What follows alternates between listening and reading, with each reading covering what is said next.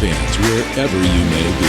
Welcome back for another edition of the Seahawks Playbook podcast. Join your host, Bill Alpstead, and co-host, sports writer and football analyst Keith Myers, as we talk Seahawks football.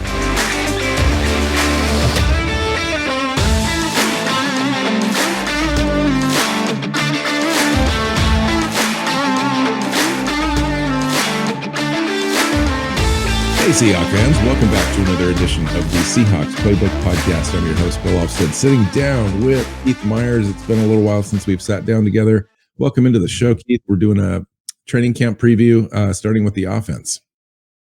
Yeah, so we're going to look at some storylines, and there's some interesting ones this year, ones we've kind of hit on, talked about, all that kind of stuff over the last couple months, but we're going to kind of, dig into them now that we're right on the verge of training camp. We're just 2 days away from players reporting, about 4 days away from practices on the field. Yeah. Well, I understand they're starting tomorrow. They're going to hold their first practice Wednesday afternoon. That's the first one available to the public out of 13. So they're doing it a little differently this year. They're in today, I believe, arrivals and all the medicals, and then they get on the field tomorrow afternoon, and the races are started. So cool. Yeah, it'll be interesting. And then they've got a mock game on the 6th, which the public is invited to, and then the first preseason game is against the Steelers at the Steelers on August 13th. So we're just a week or 2.5 weeks, I should say, away from the first preseason game.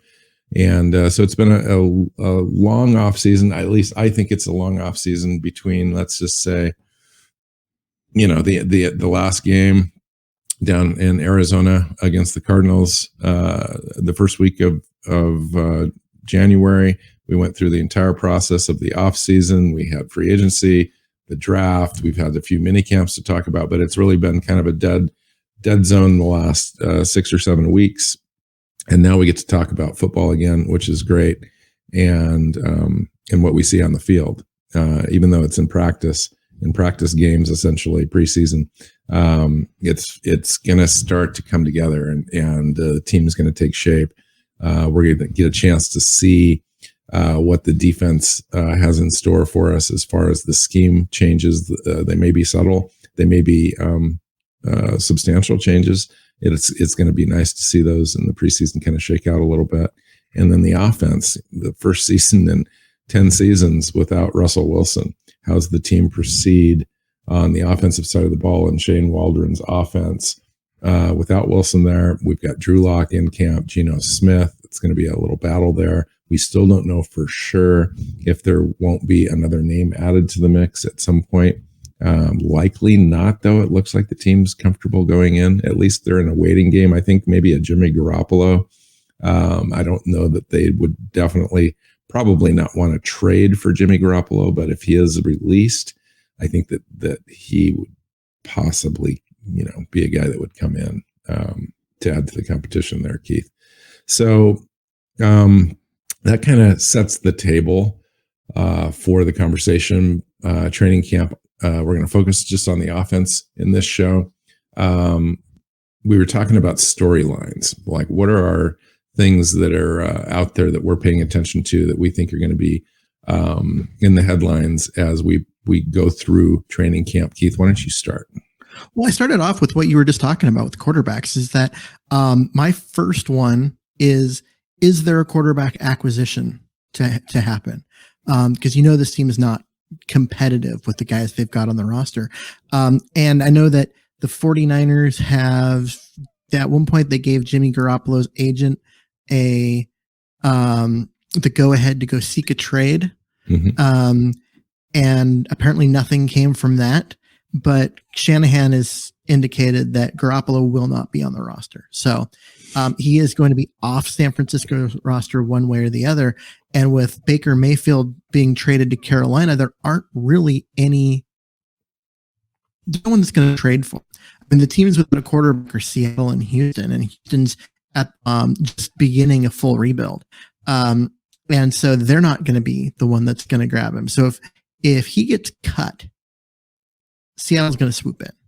Yeah, and be it all seems over that. it seems really likely. In fact, I think he gives the team the best opportunity to win. If you take a look at the rest of the roster, and you could make an argument that the rest of the roster is actually pretty decent and has a lot of opportunity to win games, save the quarterback position. If you had a quarterback that was competent, that could give you a 68% percentage completion percentage, and limit turnovers and give you a few touchdowns now and again, Jimmy Garoppolo can kind of march the team down, up and down the field. He's not going to lose games for you. He may not go out and win games for you, but he's not going to lose them. Mm-hmm. And it'd be interesting to see the team go in that direction, because we've talked about the future of the franchise. And this is kind of a little bit of, Pete always wants to kind of reset things as opposed to rebuild. It's essentially a rebuild when you lose your franchise quarterback, although the balance of the roster is still pretty decent. So it is more of a reset, and they're basically just trying to reset that quarterback spot. And so we've talked about the level of competition this year as far as the team being competitive and how many games they would win, and being in a position, whether it's intentional or whether they're going to go out and just try to do it as best as they can with the two guys they've got, likely not winning more than 6 or 7 games in the process, being set up to attain a quarterback in next year's draft. If you bring in a Jimmy Garoppolo, that does kind of change the trajectory of this reset into not completely full on win now, but it's getting closer to that as opposed to lose now. Mm-hmm. Yeah, I mean, Garoppolo's not a great quarterback. He just isn't. He's also got a long history of being hurt, so he's going to miss a bunch of games too. So even if he ups his play slightly, you're still not going to get him for enough games to have him be a guy that you can trust to get you deep into the playoffs and that kind of stuff. But he's an improvement, and Pete Carroll's going to want to compete. He's not going to go out there and try and lose games. He's going to try and win games, and know that if he fails at that, they'll be in position to get a good quarterback in the draft. And he'll be okay with that part too, but he's going to try and win games, and Jimmy Garoppolo gives them a far better chance to win games than Drew Lock or Geno Smith. And that's just the truth of it. Right. So that'll be interesting, but let's talk about the guys we've got. Speaking of storylines, mine started at the top as well. Quarterback competition: Geno Smith, Drew Lock, quarterback. This was my number 2. Yeah, and I put quarterback. Yeah, I put quarterback. Number 3 ? Because I just I figured we'd have this conversation about Garoppolo. But Geno Smith's the guy that's coming back. He's got 3 game starts plus another half of play for the Seahawks. They've kind of seen what he's got. Although the offense was kind of designed last year around the idea of Russell Wilson being there, so he was kind of playing off some of that. It'd be interesting. I would be interested to see what Geno Smith looks like now in a offense specifically designed around his skill set, the way that Shane Waldron thinks that this offense needs to be operated, and see if it looks any different than what we've been accustomed to with Russell Wilson, kind of not necessarily operating within the offensive scheme, but kind of a hybrid thing where he's kind of creating and then, a little bit of design plays, if you will. Russell Wilson probably did, ran the design play 85% of the time, but it was that 15% that made him special. And no other quarterback is going to be able to touch that. And that's why, Russell Wilson won games for Seattle. Especially with a roster that maybe wasn't quite developed around him in the last couple of years. But Geno Smith and Drew Lock are interesting in that this might be his last opportunity. If he loses the opportunity to start this year, this is probably it for him. If Drew Lock is able to win the job and looks good, this could be a resurrection of his career. Even though it's a short career right now, it's dead in the water until he goes out and does something different. And this is his opportunity. So both quarterbacks are handed this opportunity that they really, Geno Smith hasn't had since he left New York, and Drew Lock is, just kind of got thrown out of Denver, was a throw-in as far as a draft compensation in the Russell Wilson trade. And here they are. Both are set up to have what could be possibly career years. It could also be career-ending years if they're bad. Right. So the stakes are high. I mean, really high for both of them. Yeah.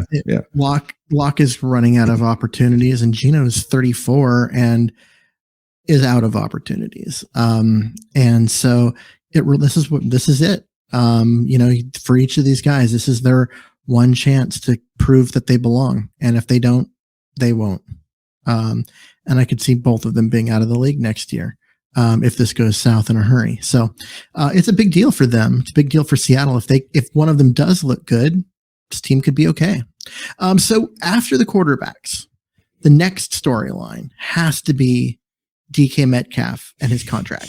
It's funny. I've got I've got this umbrella under wide receiver competition, but my first line item is DK Metcalf contract. Mm-hmm. So yeah, definitely the going rate for a wide receiver of DK Metcalf's caliber is somewhere between 23 and 27 million, with a whole ton of cash guaranteed, probably close to 50 million in guarantees. AJ Brown has a 4-year, $100 million deal with $56 million guaranteed. Yeah. And that's with the Eagles. That's about what Metcalf's going to end up with. Okay, everything always goes up, so bounce it a little bit, make it 4 years, 105 or 104, and then instead of 56 million, they make it 57. It's going to be in that range. Yes. Yeah, and they've both come out. The team and Metcalf have come out and said that they're working on it. Everything seems to be amicable. There's no real indication of any holdouts. No statements have been made publicly, which is kind of right where you want it if you're in the Seahawks organization. Organizationally, they prefer that so that there's no distractions. Team's not distracted. I would anticipate DK Metcalf coming to camp, making an appearance, but maybe not taking the field. So that he's not fined, and he shows, in his new quote unquote leadership role that the team is kind of asking of him this year. I think that he does that. That's similar to what a Bobby Wagner has done in the past. KJ Wright, even Jamal Adams last year. And that's what we're going to see. And then what they're going to say is, because he did have an off-season procedure, but so they're just going to be like, oh yeah, he's reported, he's here, he's not participating because we're just taking his recovery slowly, whatever. And then the moment he signs a contract, that recovery will be over. And he'll be out on the field. So it just works out for everybody. Right. And he doesn't need the 3 games. In fact, it might be a benefit of the team to have him sit out a little bit anyway, just so that they can get a good, solid look at some of the other young competition. We can talk about that in a minute. I would imagine within the next 7 to 10 days, a deal gets done. He's probably, right before the first preseason game or right after or something like that. Yeah, that sounds about right. They'll, this has always kind of been what we expected. Like the team and player agent, there's not a lot of incentive for either side to get this done early. The deadlines tend to spur compromise. And so, now we're up at the start of training camp and all of that. Well, guess what? That's kind of a deadline. And so now both sides are like, all right, let's get this together and let's make this work. Yeah. And that's just the way that it works. And a lot of times too, these players are out of town. They're busy. They're taking vacation. They're working out on their own, etc. They come into town. They're in the building. They kind of wait for the final negotiations to kind of take place in person. So I would anticipate something happening in the next, and it wouldn't surprise me if it happens in the next 48 hours, but probably within the next week or two at the latest. Speaking of the wide receiver competition, my next bullet point under this headline is the battle for the third wide receiver snaps. And I would imagine that was probably in the running for a topic for you as well. What's going to happen with that third spot? Is Freddie Swain going to be able to show improvement over the offseason and lock that in? He had I think, let me see if I wrote that down. He had a pretty good 25 season catches last for 343 yards and 4 touchdowns last year. So not bad, but one would expect running 11 personnel as often as they did, which is 3 wide receivers, 1 tight end, 1 running back, to be a little bit more than that. Especially the tight end usage last year wasn't that great. So I think they are looking for a little bit of improvement there. I think they would like a guy like D. Eskridge, who's the other name I think in this battle. To be able to come in and win that job. D. Eskridge is a more dynamic receiver. I understand from the team that he can do everything, run all the routes. He can be in the slot. He can stretch the field for you. He can yard after catch for you. So I think that, it's a good situation for the Seahawks to be in, because I think, Freddie Swain is going to be a great number 4 wide receiver, worst case scenario. And or Eskridge. So I think they're in pretty decent shape overall. Yeah, but then you've also got behind them with the rookies they drafted and some other guys that have been around for a while. You're not going to keep 4 receivers. You're going to keep 5 or 6. Yeah, my next bullet point is battle for the 4th through 6th spots on the roster. Yeah, so there's going to be it's going to be it's a fun group. It is. It's one of the most competitive groups on the entire team. And that Lockett and Metcalf are at the top. Well, they're also like Metcalf might not get many reps during training camp. Lockett doesn't need the reps, so he may do limited work throughout all. You're going to get an opportunity to see the kids rep after rep after rep. Yeah. They're going to get their work in, and that's going to be fun to watch. Yeah, and we're talking about Bo Melton and Derek Young specifically, who were drafted in the 7th round in this last year's draft in May. And then you've got players you'd mentioned, guys that have been around, Marquise Goodwin. Penny Hart now has been floating around the practice squad and the team roster for, I think this is his 4th season. Cade Johnson last year came as unheralded undrafted rookie free agent who had some upside, didn't do enough last year to kind of break through. There's an opportunity there. I understand Cody Thompson, who's been hanging around for a while, had a terrific spring for the team, really kind of showed and stepped up his game as well. They really like him. And Aaron Fuller and a couple other guys are in there as well. So, it should be a fun competition. And you're right. Those guys are going to get plenty of reps for the reasons that you stated for sure. All right. Beyond the wide receivers and the quarterback stuff, what else is happening on the offensive side of the ball that you think is going to be a great storyline this year? I think the 2 rookie offensive tackles. They drafted Cross in the 1st round, 9th overall. He is the starter on the left side. But then they turned around in the 3rd round, which is another spot in the draft where you're looking for starters. You're not looking for role players. And they drafted Abe Lucas to be the right tackle. And are they going to go into the league or into the season with 2 rookie offensive tackles starting?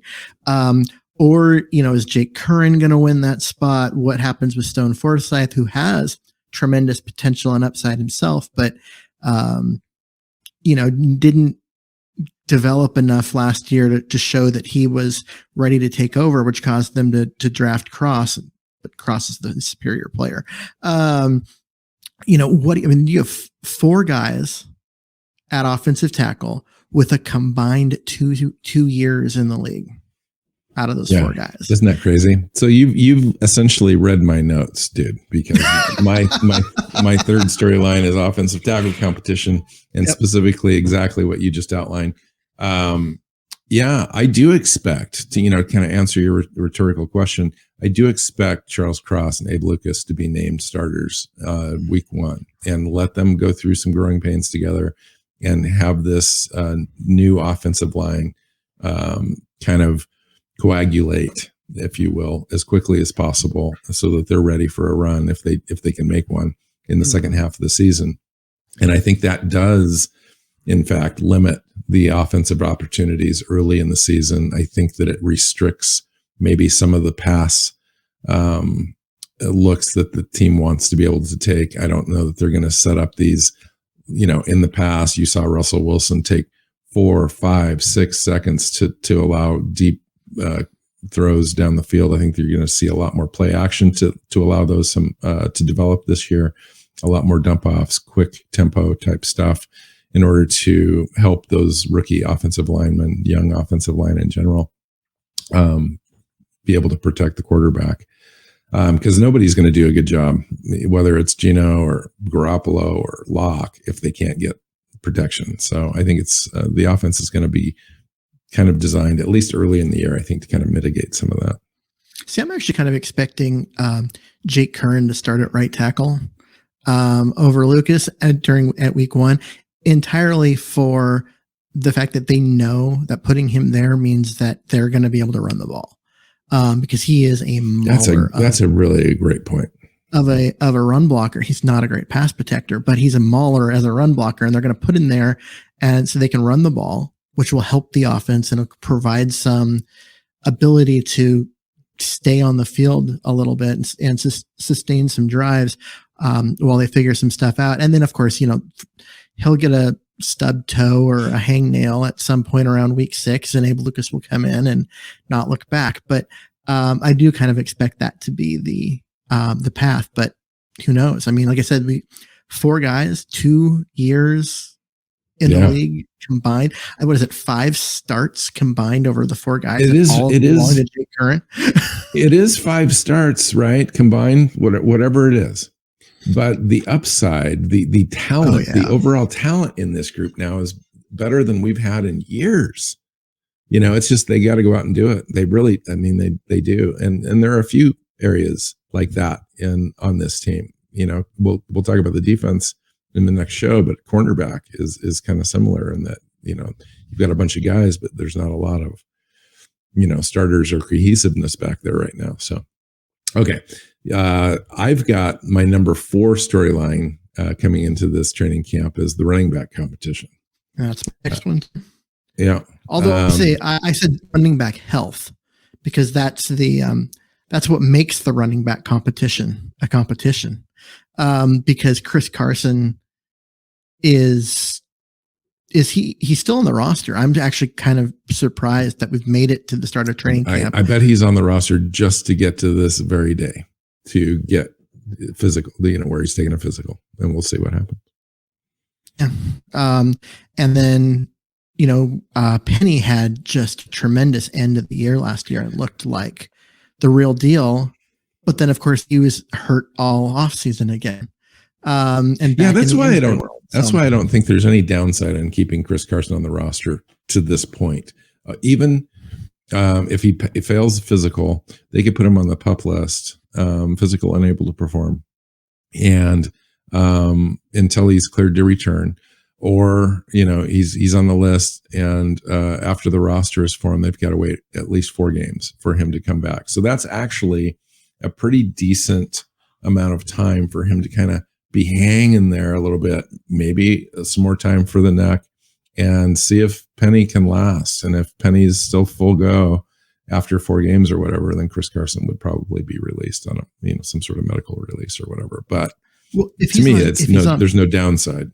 If he's on the PUP, there's no he's not taking up a roster spot. So if he comes in, fails the physical, and they just drop him instantly onto the off-season PUP list, the off-season PUP list means that that opens the roster spot, but they can activate them anytime. There's no rules as far as how long you've got to be on there. It's the in-season PUP list that has that minimum 6 games or whatever. Okay. But they still have 15 weeks to make a decision. They have until week 15 to either activate him or put him on injured reserve. So they could drag this out all year. They could. I don't think they want to, because if he's not going to be healthy enough to play, they want him to retire so they can get all the salary cap money back. Yeah, I get that. I do. But $3.5 million cap hit to have that insurance, especially if he is cleared, but he's not off the PUP list, quote unquote, he could kind of hang out there a little bit, practice with the team, or at least go through meetings and all that kind of stuff, and work out on his own, and be ready. Just kind of be a shadow roster there and be ready to go if injuries do come. Well, I'm assuming he's not going to pass. That's you know what I mean? Like, it's a matter of using the rules to, like, he's not going to get cleared to play. So you can use the rules to keep him around for a while in case things improve. He's also been at this now for, as far as his recovery, for 9 months, 10 months. And so it's, if he's not cleared to play now, he may never be. I disagree with that a little bit. I mean, it's the same thing that ended. It's true, but everyone's different. I know this firsthand. Everybody's different when it comes to your spine, and this fusion thing is no joke. And you need some time, and to have your fusion could be completely fused. Those bones are solid as can be, but you atrophied a little bit because you didn't use them for 6 months or whatever because you were healing and you weren't cleared to even exercise. I know that. And so when he did begin to exercise and work out, it takes a long time for that to rebuild to the point where you can be a professional football player, not just a guy working at a desk 9 to 5. This is a guy that's going to get hit for a living. And I think those are way different, levels of being ready. And so I think, some of these things are a month to month where you need just that little extra time. And so it is kind of this fine line between declaring him dead in the water and whether he's ready to come back or not. So I'm not completely writing him off. It is likely that maybe he doesn't make this physical, but maybe they indicate that he is probable to pass a physical in the next 2 or 3 months. They may go this pup route. We'll see. Yeah, so let's talk about the guys that are available. So the other guy that's on my little bullet point list under this main category, running back competition, is Ken Walker. Is he ready to make an immediate impact? He's got to be. He doesn't have a choice. That's true. He really doesn't. Right now, after that conversation, he doesn't have a choice because Carson's not going to be ready for the beginning of the year. I mean, Pete Carroll's talk is like, they're waiting for Chris Carson to accept that it's over. That was his comment over the offseason. Well, they don't have to wait for him to accept. They can make that decision for him.